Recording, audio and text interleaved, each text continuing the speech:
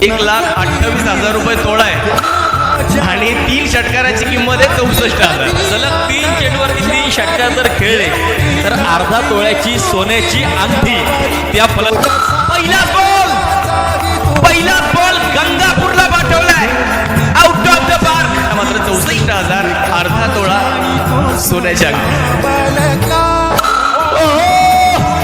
लागोपाठचा दुसरा षटकार अनिकेत काळे. एका षटकाराची प्रतीक्षा अर्धा तोळा 66 ते 70,000 रुपये.